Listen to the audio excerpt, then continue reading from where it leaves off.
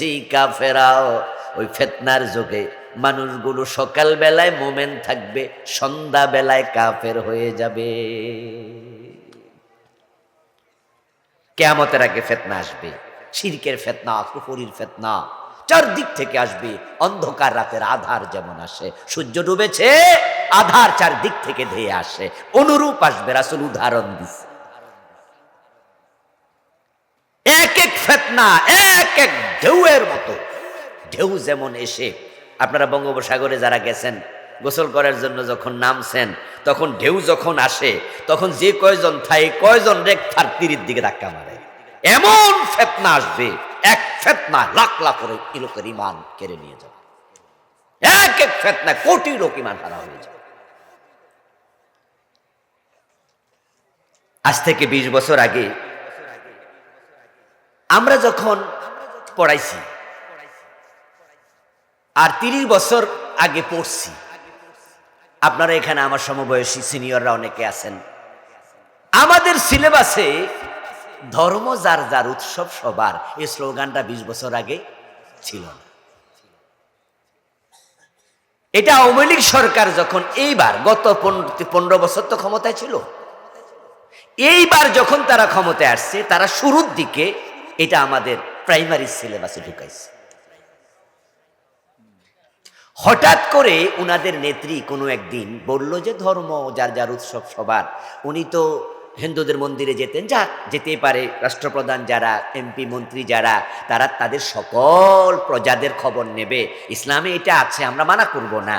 কারণ যারা এমপি মন্ত্রী হবে তারা হিন্দুদের মন্দিরে যাবে, বৌদ্ধদের পেগোডায় যাবে, খ্রিস্টানদের চার্চে যাবে, মুসলমানদের মসজিদে যাবে, মসজিদে যাবে ইবাদত করার জন্য, আর অন্যগুলাতে যাবে নিরাপত্তা দেওয়ার জন্য।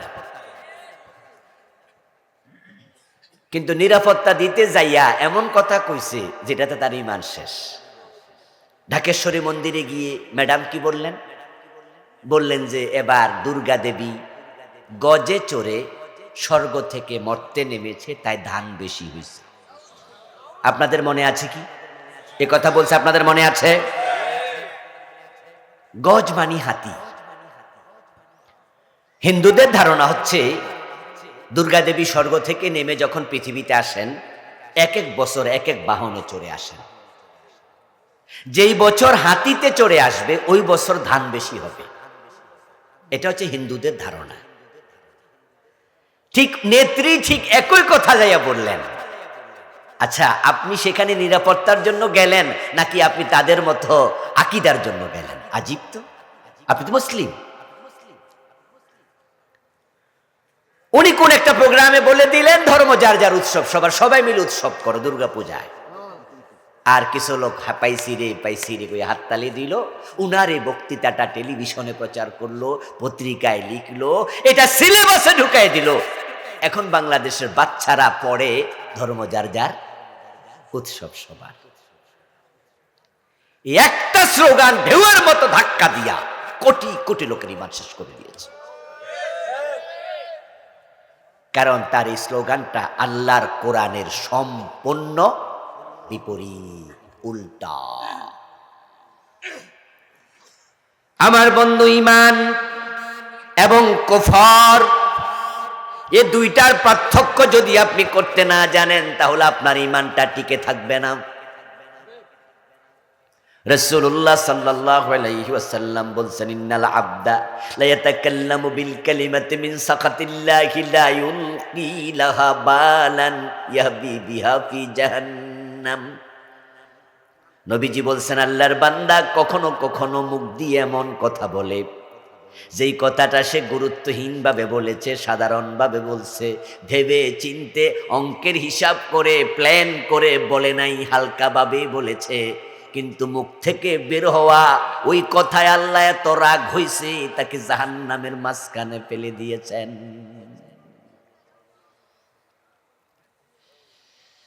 আপনি আপনার বউ রান্না হয়েছে খুব স্বাদ, আপনি তরকারি খাইতে খাইতে কোন এত সুন্দর রান্না তুমি জানো, তোমারে 3 তালাক। তালাক হইব না? হাসতে হাসতে কইল তালাক হয়েছে। আপনি কইলেন যে হুজুর আমি তো খুশির ঠেলায় কইছি। আচ্ছা, খুশির ঠেলা দা দিয়া কোপ দিলে মানুষ মরে না, ঠিক না? কি রে, এতগুলা মানুষ কথা কয় না কেন? আরে খুশি ঠেলা কোপ দিলে গায়ে লাগবে না? কি কইলা তুমি? এটা কিসের তালাক শব্দ আসলো কেন এখানে? খুশির ঠেলা তালাক কইব, অন্য কিছু কইতে পারলা না?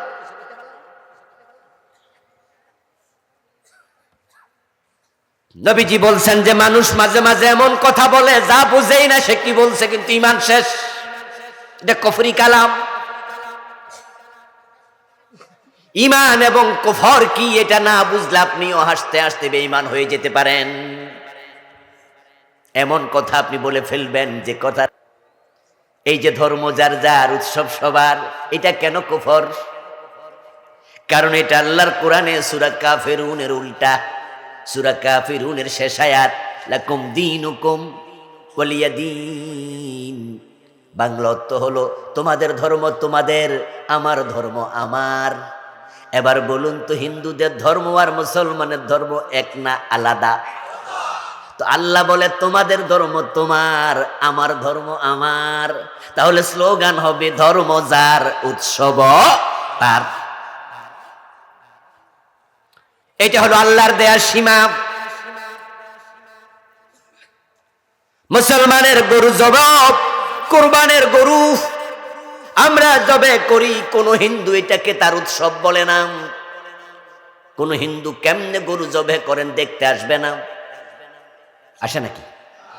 দাওয়াত দিলাই জিজ্ঞাসা করুন, ধর্ম যার যার, উৎসব সবার, তাহলে আমাদের গরু জবের উৎসবে আসো না কেন? একজন হিন্দু আসবে না। বরং জিজ্ঞাসা করলে তারা বলবে তাদের ধর্মে গরু জবে নিষিদ্ধ, তাই তারা নিষিদ্ধ কাজ করে না, দেখতেও আসে না। ঠিক এবার আমাদের ধর্মে মূর্তি পূজা জায়েজ না হারাম? ছোট হারাম না বড় হারাম? দেখতে যাও কেন? এটা উৎসব বললা কেন? আপনাদের কাছে আমার জিজ্ঞাসা, যারা জানেন তারা একটু জবাব দিয়েন। যারা হিন্দুদের মাঝে মূর্তি পূজা করছে, এই কাজ যারা করে তারা জান্নাতের দিকে যাচ্ছে না জাহান্নামের দিকে? কোনো সন্দেহ আছে? তো মূর্তি পূজক যদি জাহান্নামী হয়, আপনি তাকে উৎসব বলে সামনে আগাইয়া কেমনে দেন? আপনার দায়িত্ব জাহান্নামে ঢুকানো, না জাহান্নাম থেকে বাঁচানোর চেষ্টা করা?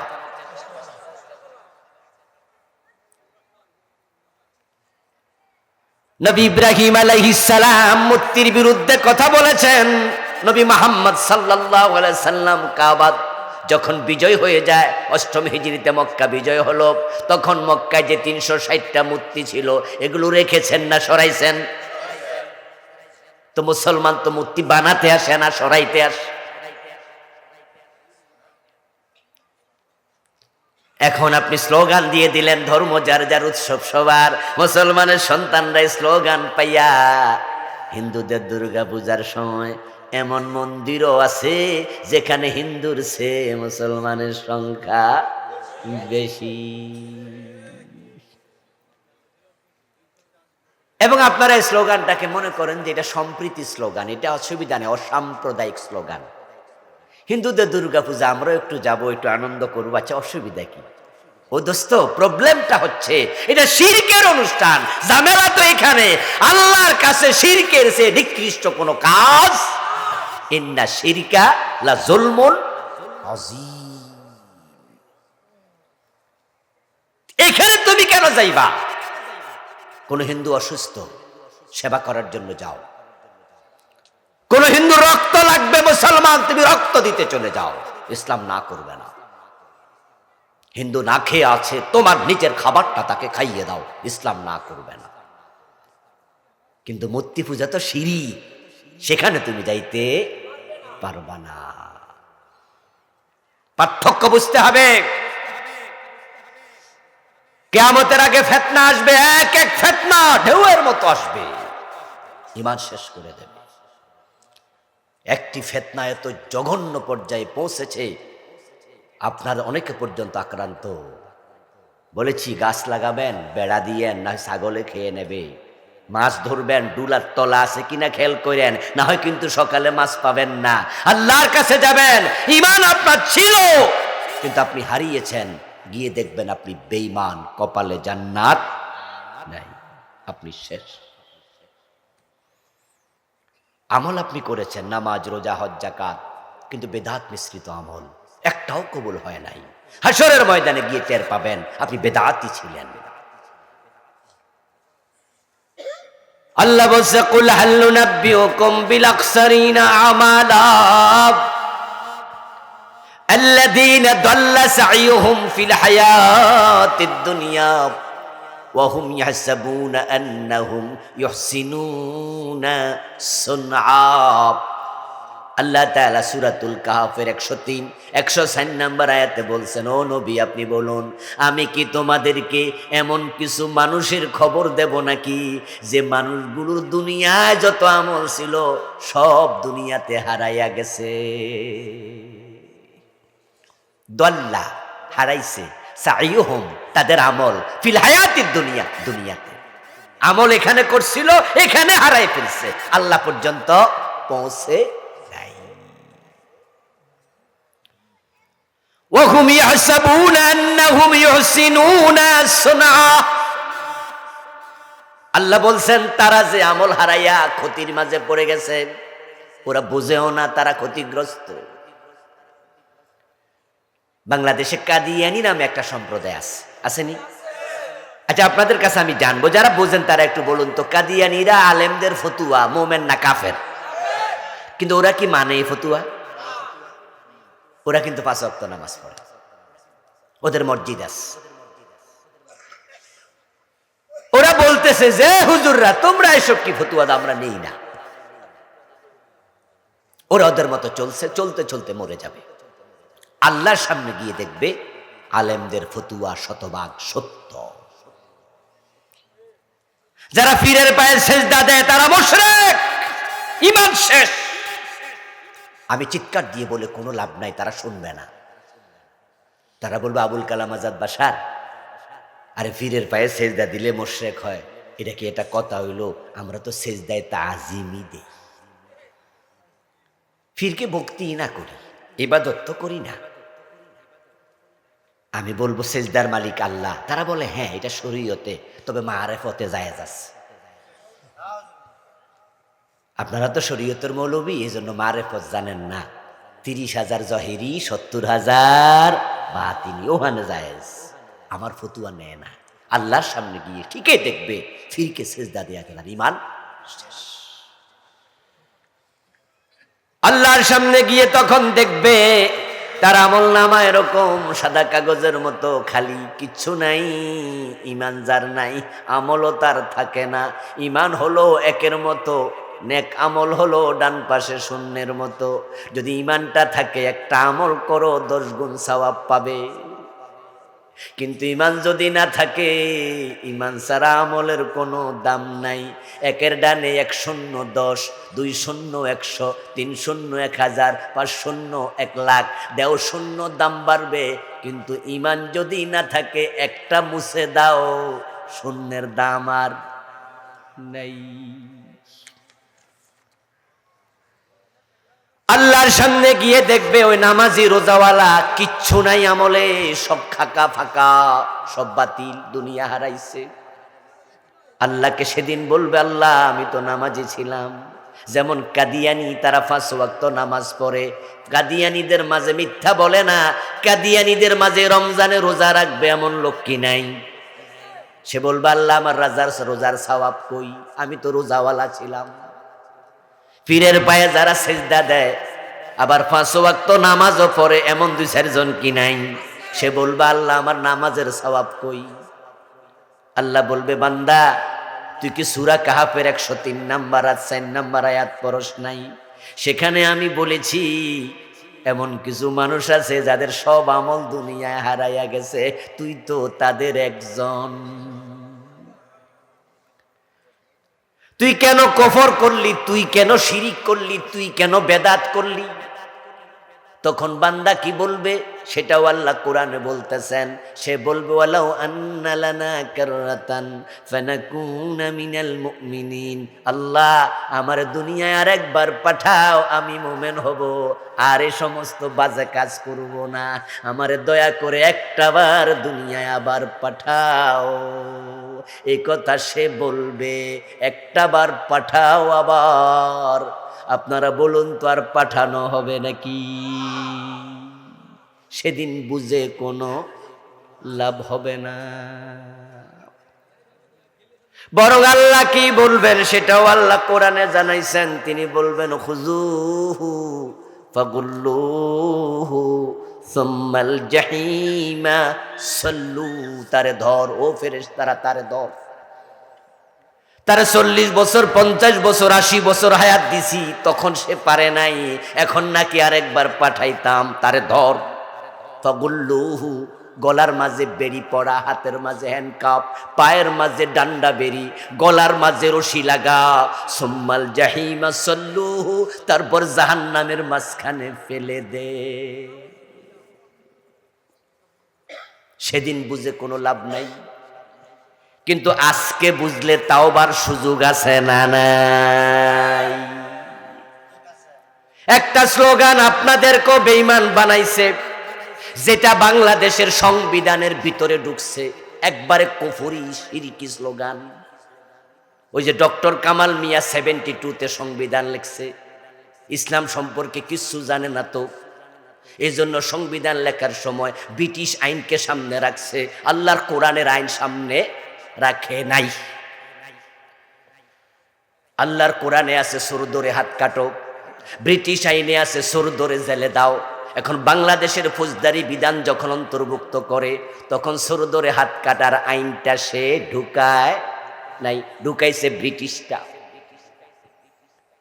এই সংবিধান লেখার সময় সে লেখছে সাবরেন্টির মালিক জনগণ, সার্বভৌমত্ব জনগণের। ওই সাবরেন্টির মালিক জনগণকে দিল, সার্বভৌমত্বের মালিক বাংলার জনগণকে বানায়া সংবিধান লিখলো। যার কারণে দেশে একটা স্লোগান নেতাদের মুখে মুখে শুনবেন, যে স্লোগান বিশ্বাস করলে ঈমান শেষ। ওই স্লোগানটা হলো জনগণ সকল ক্ষমতার উৎস। বিশ্বাস করবা ঈমান শেষ।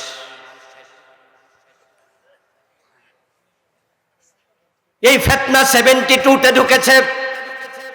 কত লোকের ঈমান এই স্লোগান কেড়ে নিছে, তার কোনো হিসাবই নাই।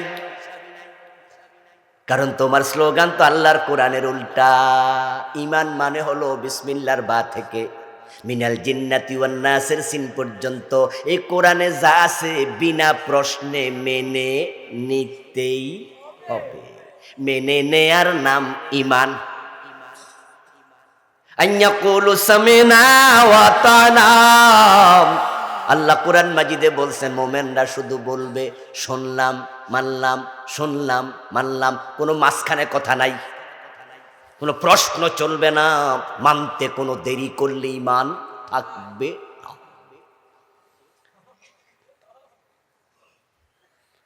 নবী মূসা আলাইহিস সালামের সাথে আল্লাহ যখন তুর পাহাড়ে কথা বলেছিল, নবী মূসাকে আল্লাহ প্রশ্ন করেছিলেন, ওমা তিলকা বিয়ামিনিকা ইয়া মূসা, ও মূসা তোমার হাতে এটা কি?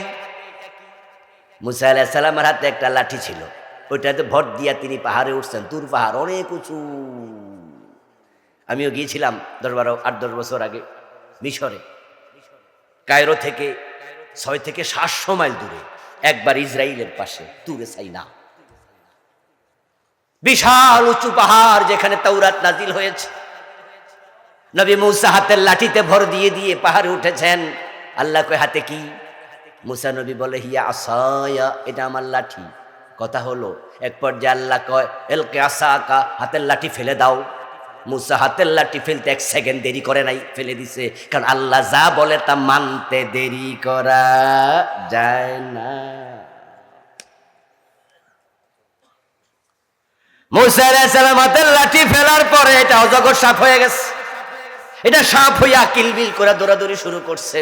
ফাইদান হিয়া হাইয়াতুন তাসাব, লম্বা বড় সাপ, 7 থেকে 8 হাত লম্বা, কিন্তু গতি ছিল ছোট্ট চিকন সাপের মতো। সাইজে ছিল মোটা, গতি ছিল চিকন সাপের গতি। হযরত মূসা আলাইহিস সালাম মারছে দৌড়, ভয় পাইছে। আল্লাহকে মূসা দৌড় মারবা না, এটা ধরো।